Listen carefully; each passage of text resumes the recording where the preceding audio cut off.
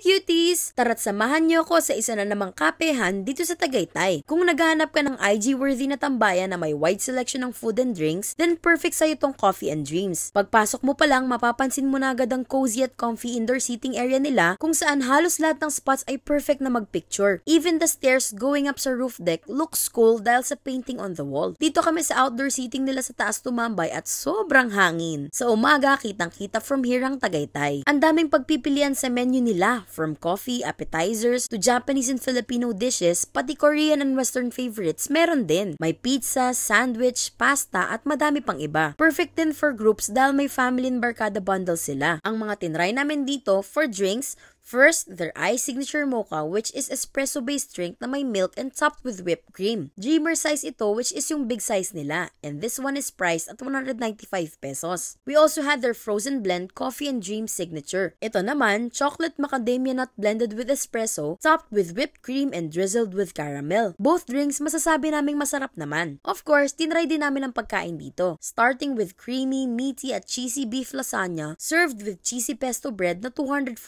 pesos. Nagustuhan ko din ang Dreamers Clubhouse served with chips on the side. Nagtry din kami ng Filipino dish nila which is syempre yung sisig. Masarap to lalo na pag pinair sa kanin. Yummers! Meron din silang combo na blueberry cream cheese bread with hot salted caramel signature na sulit na for the price of 235 pesos. Last but definitely not the least, ang mocha almond Sancerval cake na 200 pesos ang isang slice. Ang sarap nito! Sobrang generous ng almond and hindi siya super tamis. Sa lahat ng tinry namin, yung standout talaga for me is itong Sancerval cake at yung hot salted caramel signature. You might say na medyo it's on the pricier side pero generous at quality kasi ang mga products nila. Plus factor pa, sobrang babait ng staff, accommodating and friendly. Meron nga rin pala silang perfume shop dito na connected sa coffee shop. Itong binisita namin ay ang kanilang Tagaytay na Sugbo Road branch pero meron ding Coffee and Dreams Cafe sa Olivares, Tagaytay. So if you're within the area, make sure to check this out. Open both branches every day and ito yung store hours nila. We'll put the link to their social media channel on the comment section of this video. Make sure to like and follow. Bye!